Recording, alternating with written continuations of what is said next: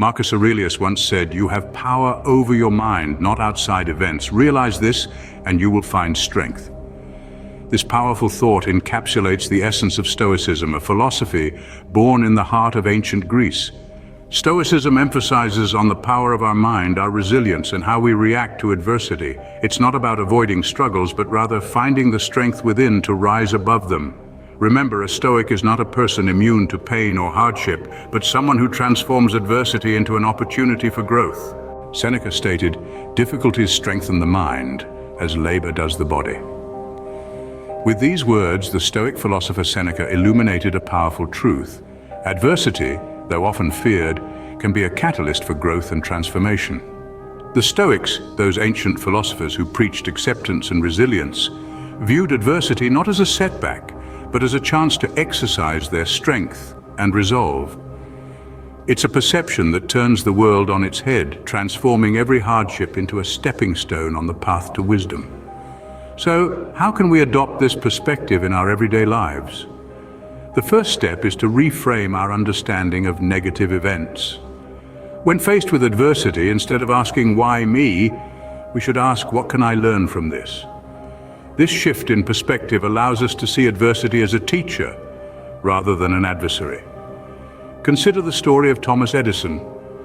When his factory burned down, rather than despairing, he exclaimed, "There is great value in disaster. All our mistakes are burned up. Thank God we can start anew." Edison saw the fire not as a disaster, but as an opportunity to start again with fresh insights and lessons learned. But reframing is just the first step. To truly transform adversity into opportunity, we must also embrace challenges. This means stepping out of our comfort zones, willingly facing difficulties, and striving to overcome them. It's about seeing every struggle as a chance to grow stronger, to become more resilient. Think of it as a mental workout. Just as lifting weights strengthens our muscles, facing adversity strengthens our minds. Every challenge we overcome, every obstacle we navigate makes us stronger and more resilient. It equips us with the skills and wisdom to face future adversities with grace and courage. Lastly, remember that the Stoics valued patience and endurance. They understood that growth and transformation don't happen overnight. So when faced with adversity, take it one step at a time, keep moving forward, no matter how small the steps may be. In the immortal words of Marcus Aurelius, the obstacle in the path becomes the path. Never forget, within every obstacle is an opportunity to improve our condition. And so we come to understand that adversity is not an obstacle, but a stepping stone towards growth and wisdom. Epictetus taught us, we cannot choose our external circumstances, but we can always choose how we respond to them. This is where the Stoic strategy of acceptance comes into play. It's about understanding the line between what is within our control and what isn't. Let's dive deeper. Imagine you're a sailor. You can't control the wind, the waves, or the weather, but you can control how you set your sails, steer your ship, and navigate the waters. That is the essence of acceptance. It's about recognizing and working with the realities of life rather than against them. Now you might be wondering, how can I practice acceptance in my daily life? Well, it's simpler than you might think. Start by identifying what's within your control. Your actions, your words, your thoughts, these are all things you can directly influence. On the other hand, how others react to you, the state of the world, the weather, these are things outside of your control. Once you've identified what's in your control, focus on that. If you encounter a situation that's outside of your control, acknowledge it, but don't let it consume you. Remember the sailor. He doesn't curse the wind for blowing, he adjusts his sails. But what about when things get tough? When life throws you a curveball? It's easy to say accept it when things are going well, but what about when they're not? Here's where the true power of acceptance shines. By accepting the reality of the situation, we free ourselves from the burden of wishing things were different. We open ourselves up to finding solutions, to moving forward, to resilience. As we wrap up this scene, remember this: acceptance is not passive resignation, but active engagement with reality. It's about recognizing what's within our control and focusing our energy there. It's about understanding that we can't control the wind, but we can always adjust our sails. So let's embrace the Stoic strategy of acceptance and chart our own course towards resilience. Acceptance is not passive resignation, but active engagement with reality. Marcus Aurelius reminded us, never let the future disturb you, You will meet it, if you have to, with the same weapons of reason which today arm you against the present. The wisdom of the Stoics brings us to a profound strategy: living in the present. The past, with its memories and lessons, is a closed book. The future, with its dreams and anxieties, is an unwritten one. But the present, it's a live concert playing out in real time. It's the only place where life truly happens.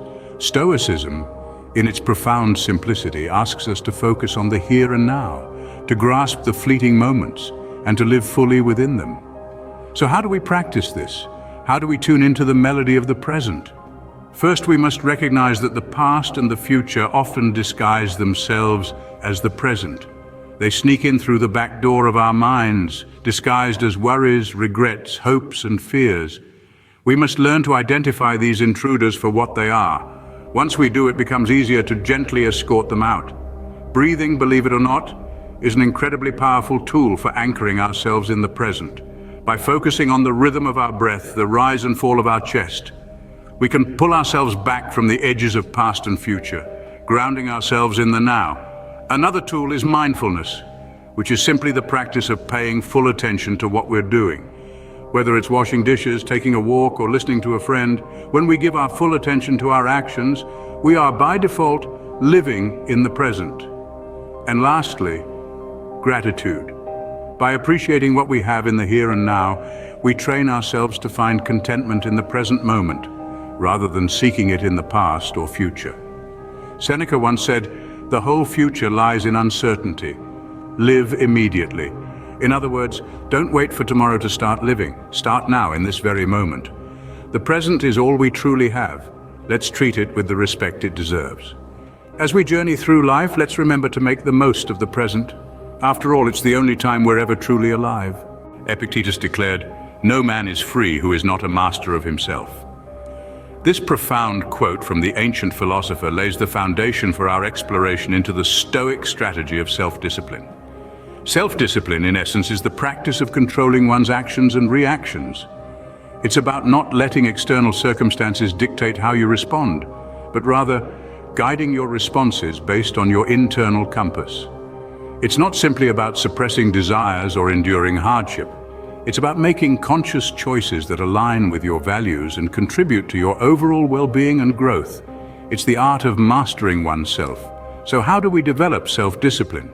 It starts with setting goals. When we set goals, we give ourselves a target, a purpose. It's not about reaching the finish line in record time, but rather about the journey, the process.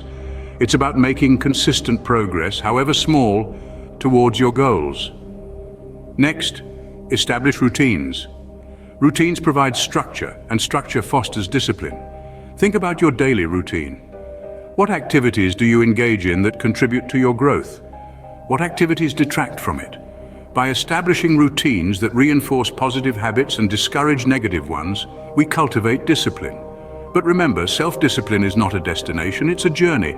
It's not something you achieve once and then forget. It's a continual process of growth and refinement. It requires patience, perseverance, and yes, discipline. And what is the reward for all this effort? Freedom. Yes, freedom. Because when you are in control of your actions and reactions, you are truly free. You're not at the mercy of your impulses or circumstances. You're not swayed by the winds of change, but stand firm in your resolve. Self-discipline, then, is the cornerstone of freedom and resilience. It equips us to face adversity with grace and courage, to navigate the turbulent waters of life with a steady hand, and to emerge stronger and wiser. And in doing so, it empowers us to live a life that is not just endured, but embraced. So remember, as Epictetus said, "No man is free who is not a master of himself." Self-discipline is the cornerstone of freedom and resilience.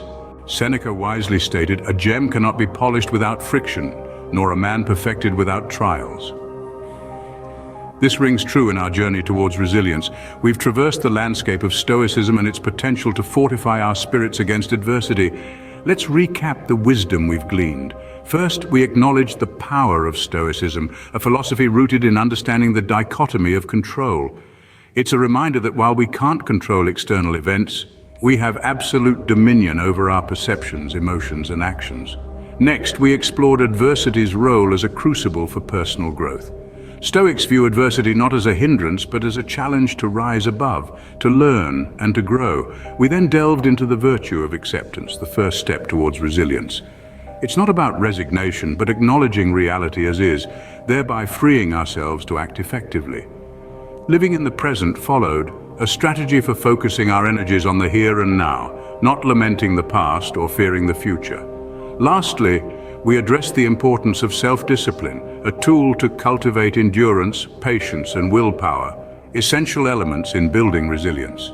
In essence, Stoicism offers a path towards resilience. It's a philosophy that empowers us to confront adversity head-on, to transform trials into opportunities for personal growth and refinement. In the face of adversity, remember that you have the power to choose your response.